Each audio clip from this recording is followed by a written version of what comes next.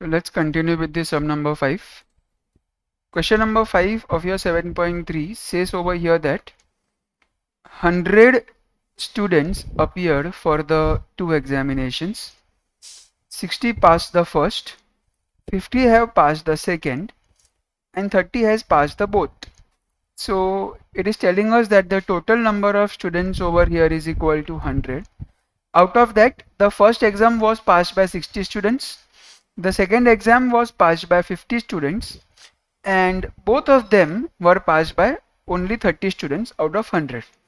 So with the help of this information, let us first of all write down the events and then we will continue with the probability part. So I will write over here.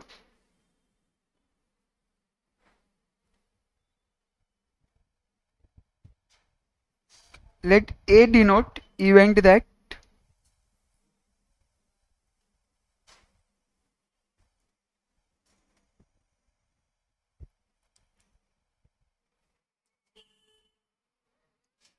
I should say over here that first exam was passed. B denotes over here the event that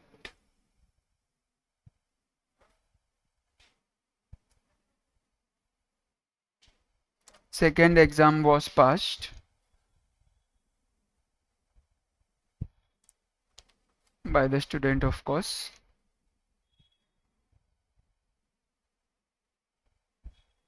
Okay. So in this case, n of s, that is the total number of students, is given to be 100. N of A is 60 because it says that 60 students have passed the first examination. N of B over there is equal to 50 because the question has told us that 50 students have passed the second examination. Whereas for both we use the notation for intersection. So A intersection B is equal to 30. So this all information is available to us. What do we have to calculate? We have to find out the probability that the student selected at random passes or passed at least one examination. Now when we talk about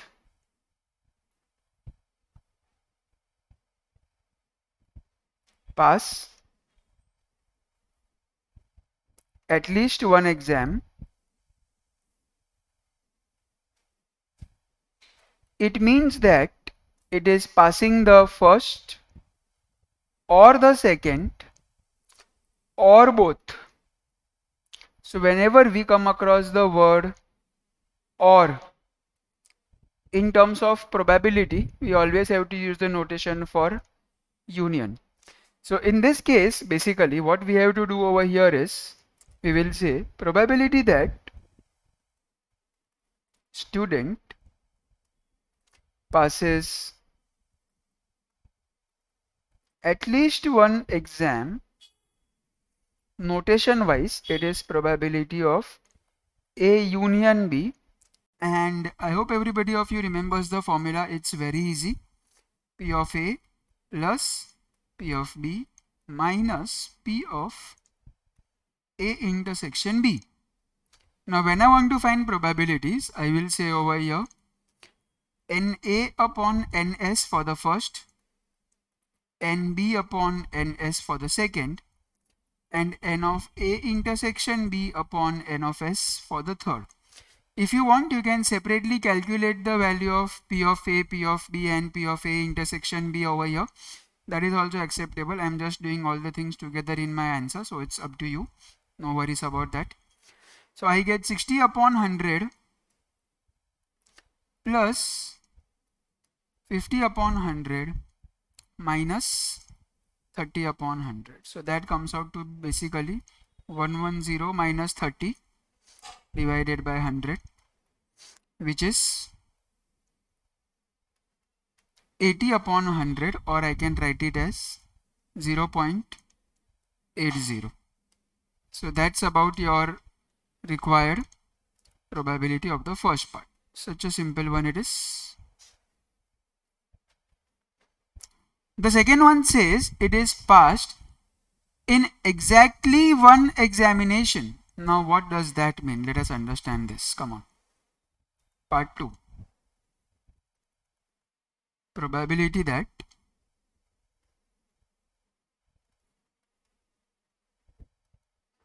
student passed exactly one examination. Now when we talk about exactly one examination, so it means that pass first and fail in second, or pass in second and fail in the first. So how do we calculate this probability? Let us understand this. Come on, let us write the statements for this. I will write over here probability that the student passed exactly one examination. So it indicates probability of pass in first exam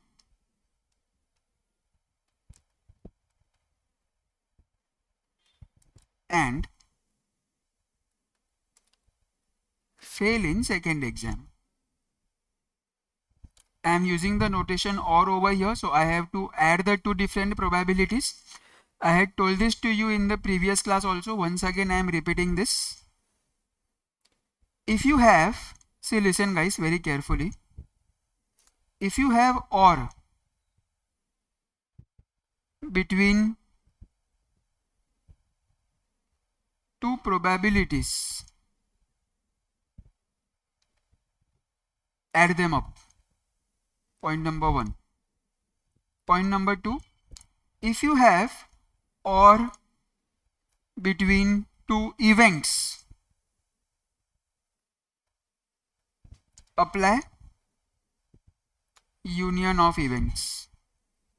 We had also discussed this in some of a previous lecture, but once again I am revising this for you so that you can remember this properly. Here in this case I have a OR, obviously. So you may think that because I am having OR, why am I not applying the union? I am not applying union because I have the word OR in between two different probabilities. I am not having the union over here between two events. In the first case, I had the union between the two events, passed in the first or passed in the second. Therefore, I applied union in the first case. Here, you cannot apply union. Therefore, I am applying addition of two different probabilities. I hope I am getting clear to all of you over there. So, probability of pass in the first and fail in the second, or which indicates plus probability of pass in second exam and fail in the first exam. So guys, just listen carefully how I represent this with the notations. Okay, I will get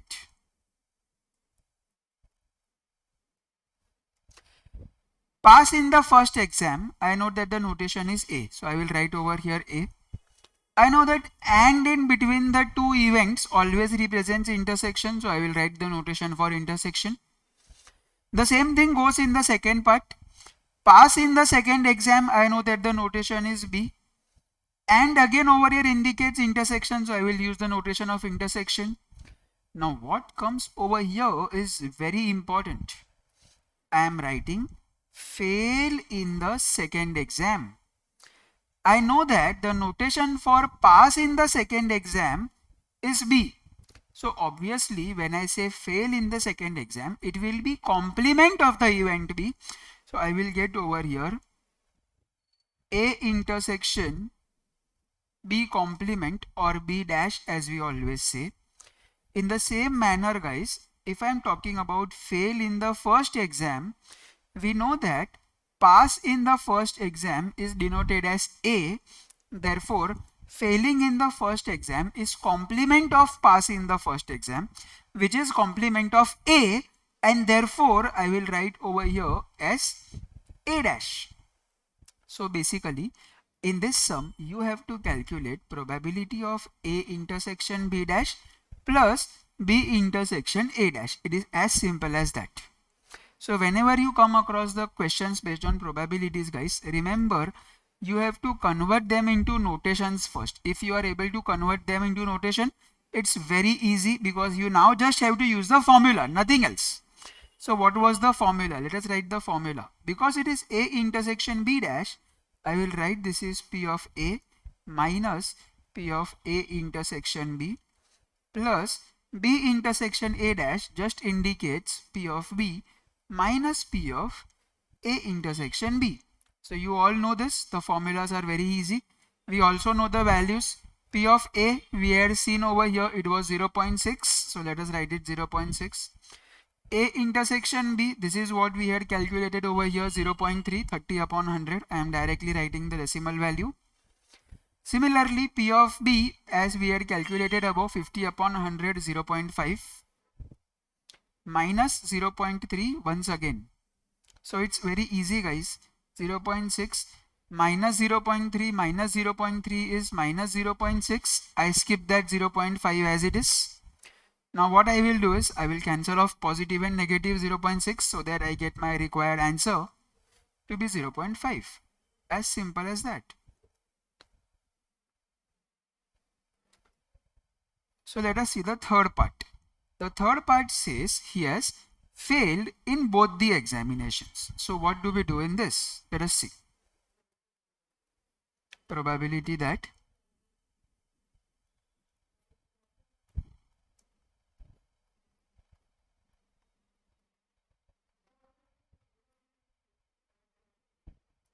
student has failed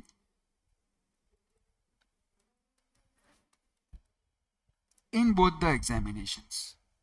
Now when we talk about failed in both the examinations, so what does that mean?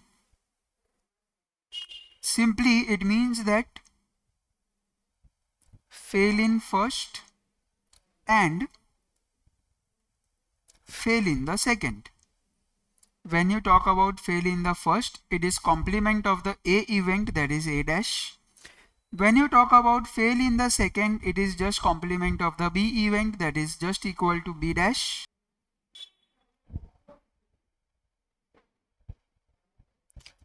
Fail in the first is A dash, fail in the second is B dash, and you already know I am having AND in between the two events, so obviously I have to apply the intersection. So I will just calculate over here probability of A dash intersection B dash. And when we want probability of A dash intersection B dash, we had already seen this formula in some of our previous lectures. Probability of A union B, the whole complement. I am applying the De Morgan's laws, guys. In case if you have forgotten the property or the formula, just refer to your formula page on the De Morgan's laws. You will definitely get this formula over there. And A in union B the whole dash can be calculated as 1 minus probability of A union B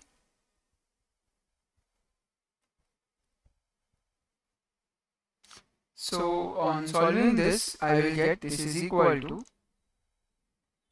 1 minus. Now what is probability of A union B? It was 0.8 as we had seen that in our first part.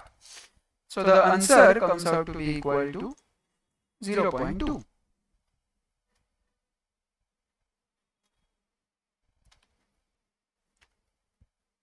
So let us see the first part over here. We need to calculate probability of A intersection B over here. That's very easy.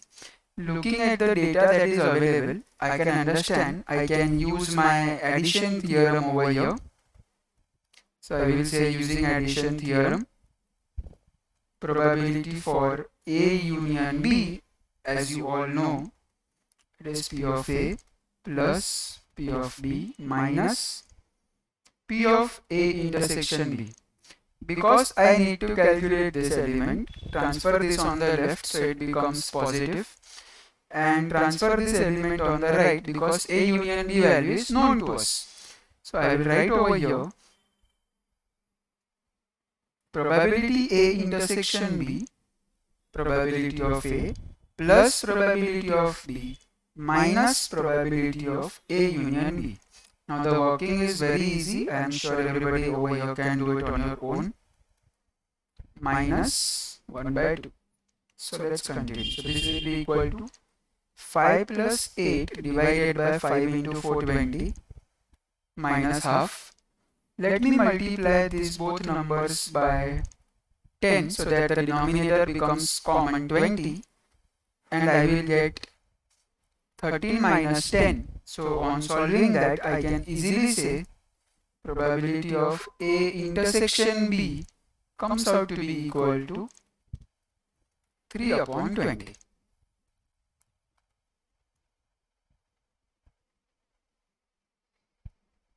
Okay. So that was my first part. In the second part, we are asked over here to calculate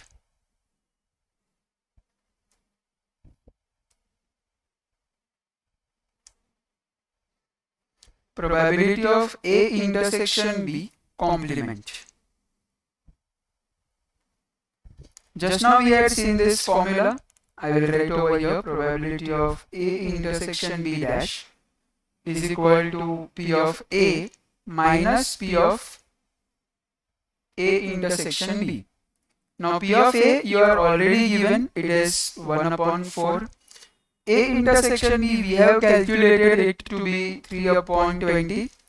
Again, as I did in the previous part, I will try to make the denominator common.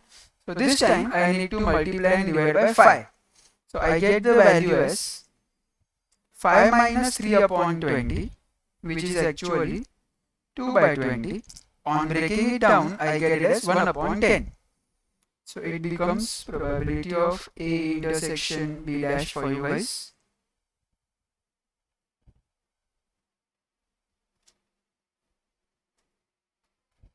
When we talk about the third part, it's telling us to calculate A dash intersection B, quite similar. Just that the formula will change by writing it as B minus A intersection B. So what is it? Probability of B was 2 by 5. So I will get 2 by 5 minus 3 upon 20.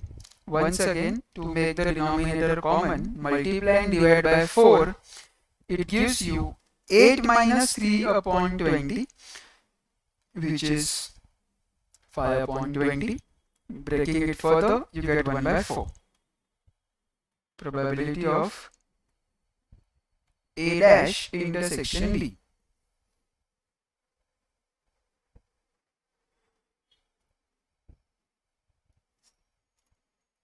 Okay, let us talk about the D part. It says A dash union B dash. So how do we do that? Probability of A dash union B dash.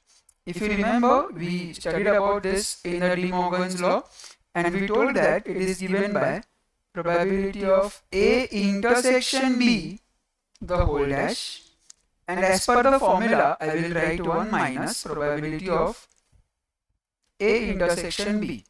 What is A intersection B? It is just 3 by 20. So 1 minus 3 by 20 on solving, guys, you should get this is equal to 17 upon 20. Very simple questions.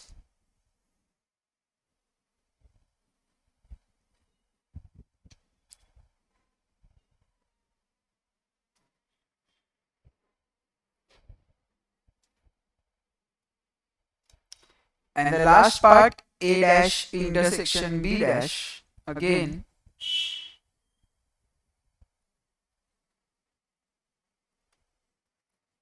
it is just probability of A union B the whole dash, again the same property, De Morgan's property or the De Morgan's laws.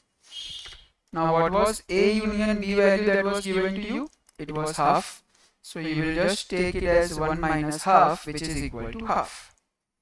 That becomes your required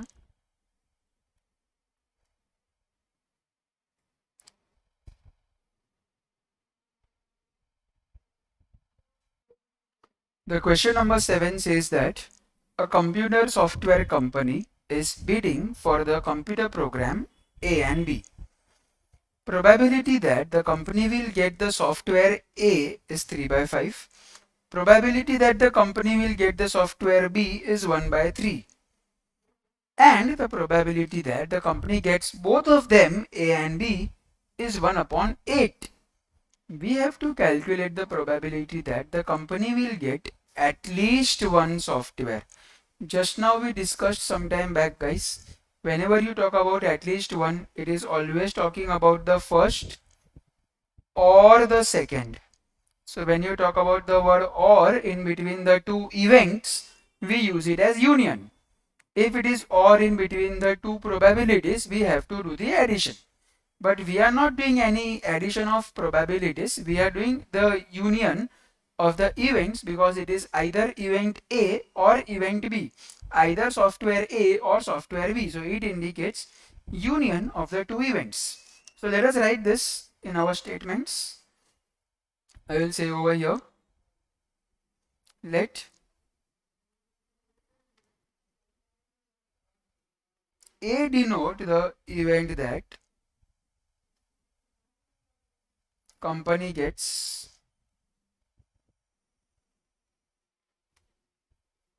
software A, B denote the event that company gets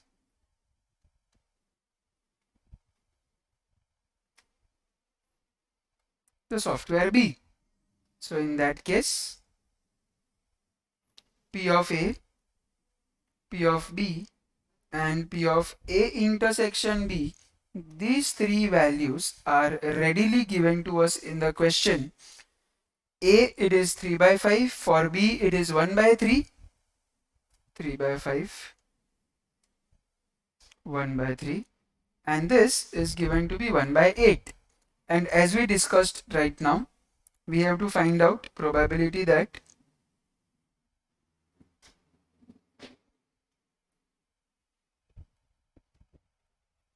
company gets at least one software. This is nothing but probability of A union B, which is equal to probability of A plus probability of B minus probability of A intersection B. So let's calculate. Substituting the values, probability of A is 3 by 5 plus 1 by 3 minus 1 upon 8. That gives me 9 plus 5 divided by 15 minus 1 upon 8. So you will get 9 plus 5 is 14 upon 15 minus 1 upon 8. So when you multiply this over both terms over here, guys, 14 into 8, that will give you 112 minus 15 and divided by 120. So you will get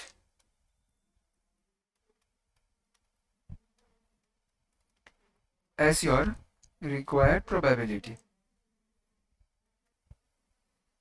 In a group of students, there are 3 boys and 4 girls. 4 students are to be selected at random from a group. So in this some students, you are told that 3 boys and 4 girls. So I assume that there are totally 7 children and we have to select 4 students over here. So out of 7, when I have to select 4 students, it means that it gives me the question of combinations. The previous chapter, combination and permutation, that you have already studied. You know that in case of arrangement, we apply the permutation, and in case of selection, we apply the combination. So here you have to do the selection. Therefore, we are talking about combinations in this sum. So, in how many ways can I select 4 students out of 7? It's very easy. It is just 7C4. So this value becomes your required value for n of s. So how do we represent this in our answer? Let us see.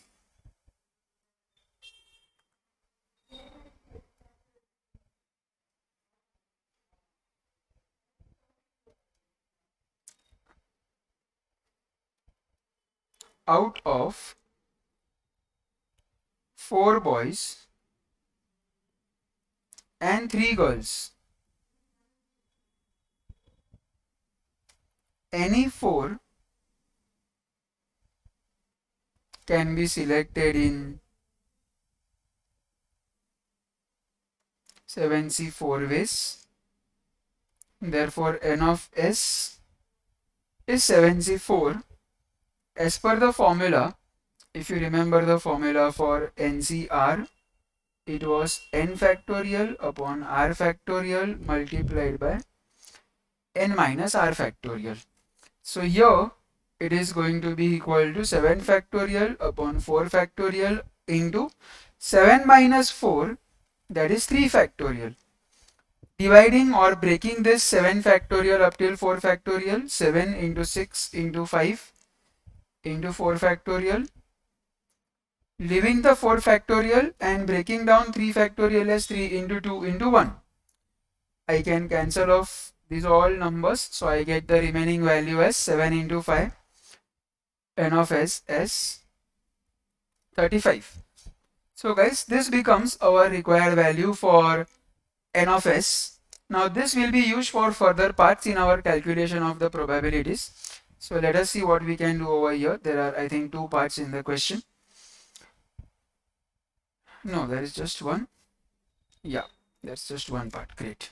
So I will say over here, find the probability that either 3 boys and 1 girl or 3 girls and 1 boy are selected. So students, this is the first event. This becomes your second event, and in between you are having the word or. Again and again I am telling you, or in between the 2 events just indicates the union of the 2 events. So let us write down. I will consider over here. Let A denote the event that 3 boys and 1 girl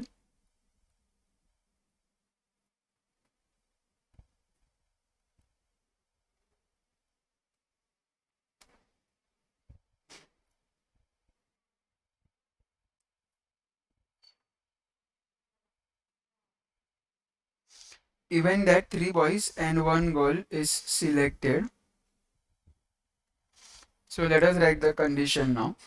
We know that there are 4 boys, out of which we have to select the 3 boys. There are 3 girls, out of which we have to select the 1 girl. So in how many ways can we do that? Let us see. 3 boys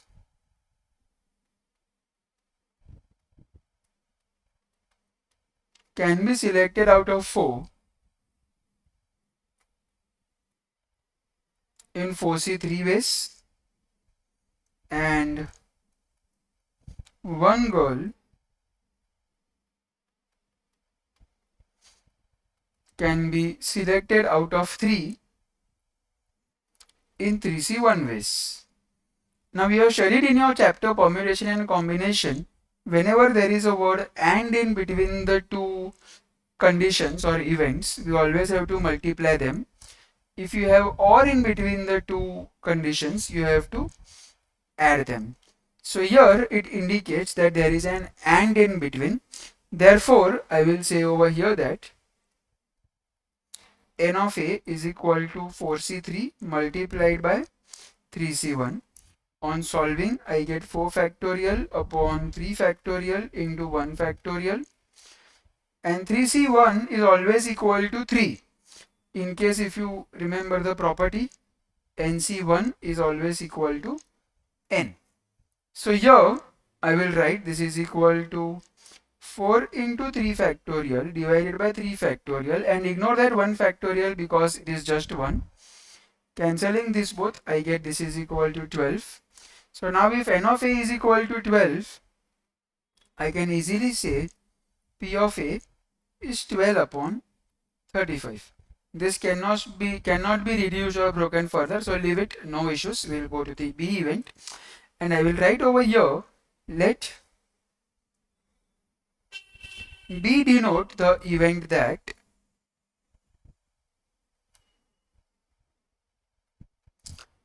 three girls and one boy are selected.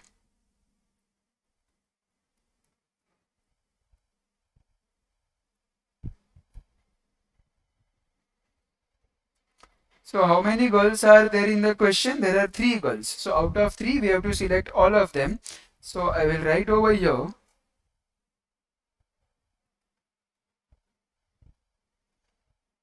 three girls can be selected out of three in 3C three ways. One boy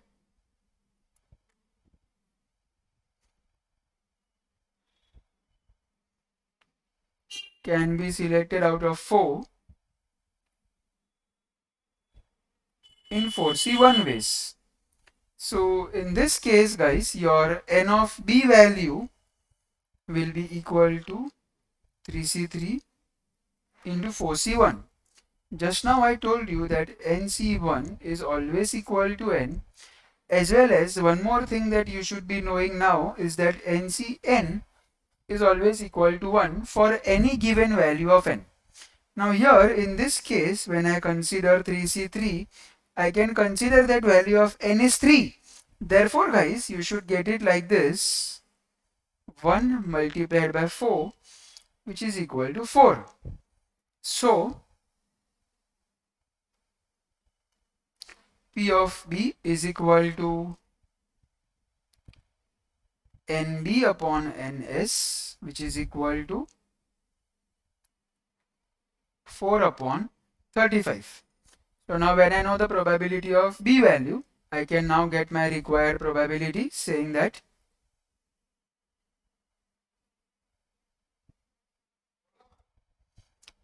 either 3 boys and 1 girl or 3 girls and 1 boy. So here there cannot be any element in common between the two events A and B. So we will not worry about the intersection. So we will just add both the probabilities and we will get our required solution. So I will get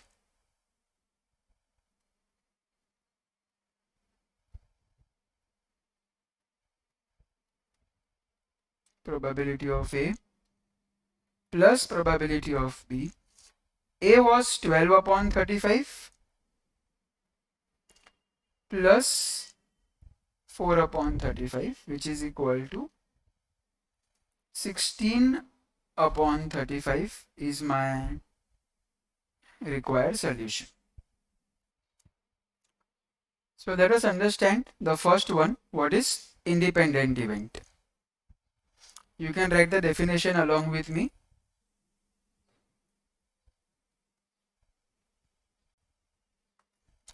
Independent event.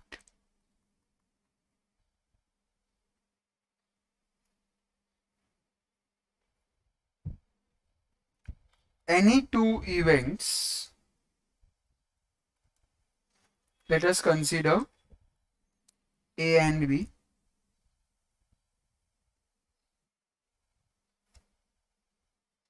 are said to be independent if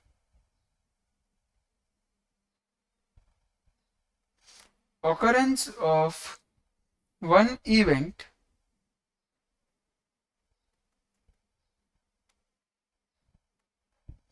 does not affect the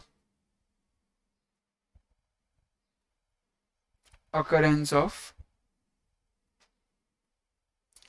another event. Obviously, that itself is the meaning of the word independent, that if there are two things such that they are not affecting each other, then obviously they both will be called to be independent of each other.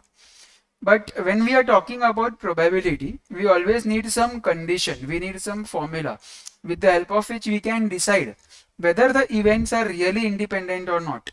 So in terms of probability, how should I identify whether the two given events A and B, are they affecting each other or they are not affecting each other?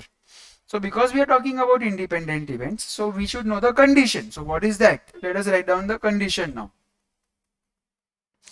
Condition is very easy, guys. The condition just says over here that probability of A intersection B, if it is equal to P of A into P of B, then definitely I can say over here that the two events A and B are independent of each other. Let us check the condition, or let us see how we can apply this condition. Let me take an example for this.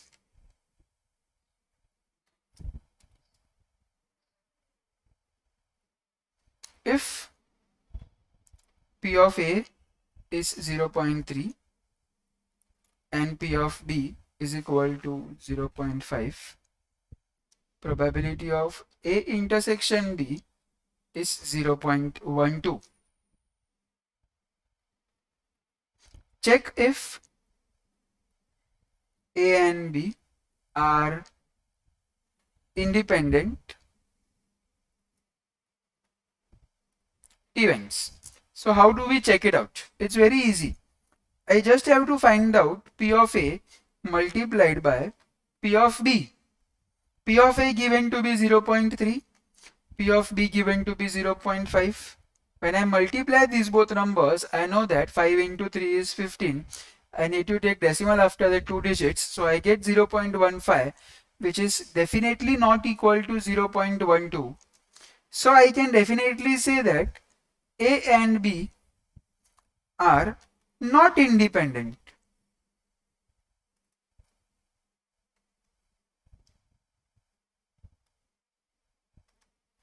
But in case if instead of 0.12 the question would have been given to be just 0.15, then definitely this value and this value will definitely come out to be equal, looking at which you can decide that A and B are independent events. So it is very easy.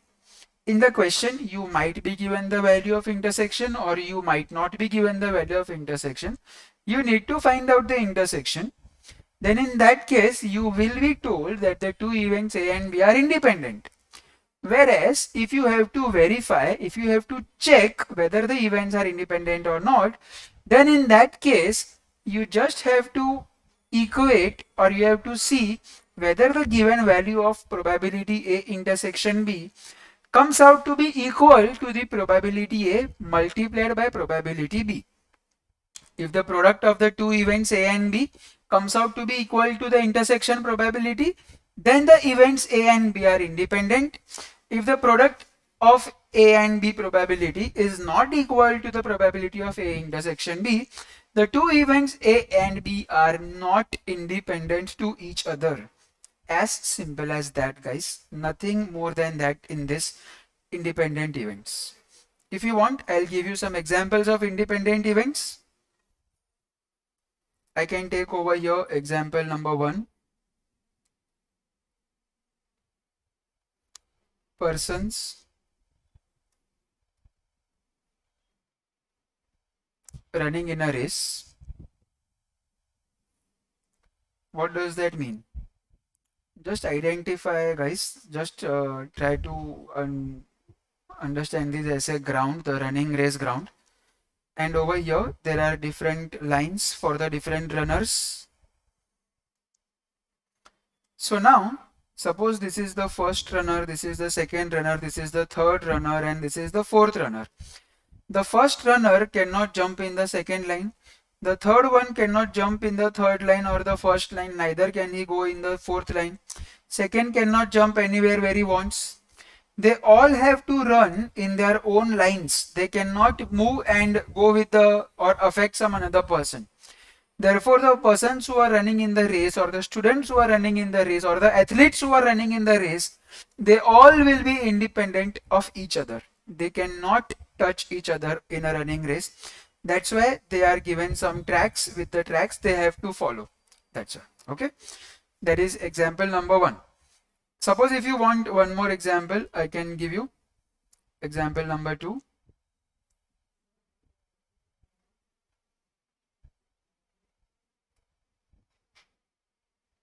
selection of an object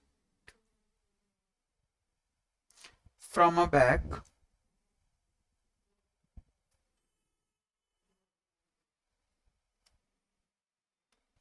with replacement. Now when you talk about with replacement, so what does it mean? Let us understand. Suppose consider that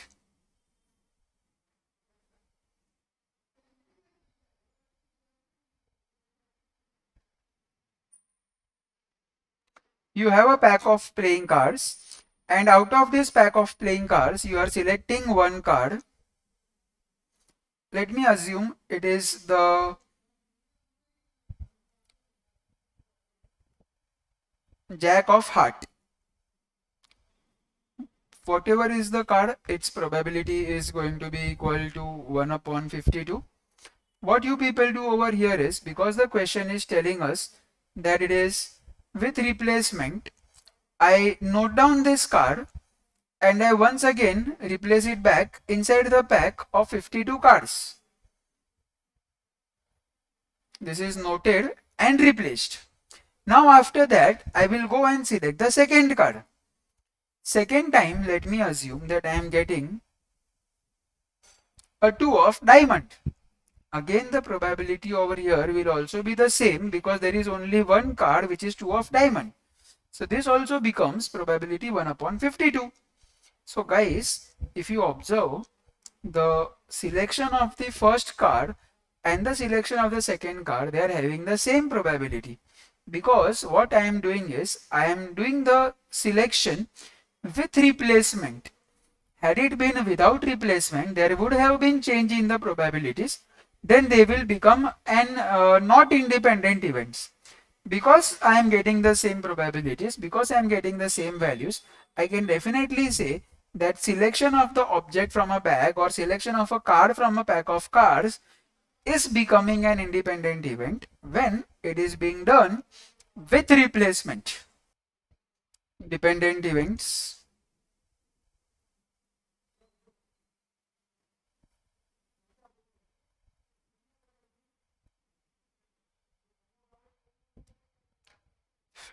Now when we talk about dependent events, we say that any two events, let me consider A and B as usual, are said to be dependent events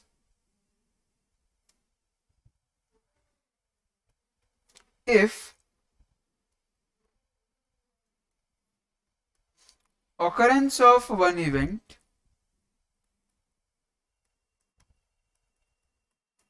affects the occurrence of second event. Now when we say that occurrence of one event affects the occurrence of second event, so what does that mean? So there can be two cases that can come into picture. Either the first event, that is the A event, is being affected by the second event, or I can say that the second event, that is the B event, is being affected by the first event, that is A event. So in any of the two cases, guys, whenever you come across a question where certain event is being affected by some another event, it always becomes a case of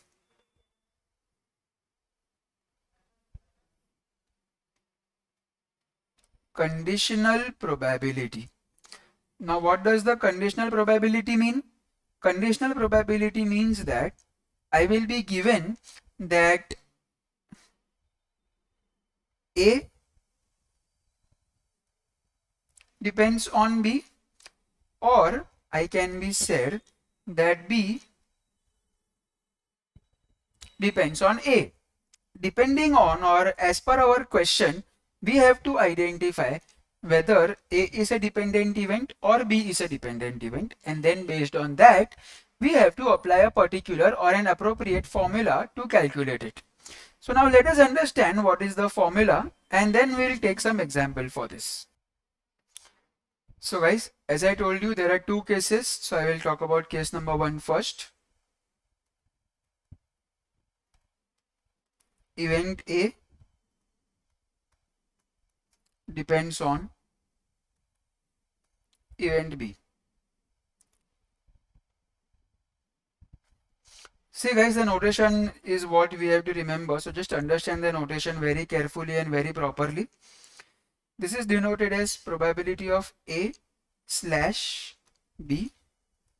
Do not write this. First of all, understand. I'll give you sufficient time to copy it down later on. Second one is event B depends on event A. Event B depends on event A. Obviously, the notation has to be probability of B slash A. What does it mean? This means that given is that it is given to me that event B has already occurred. Depending on the occurrence of event B, only then I will be able to calculate the probability of the event A.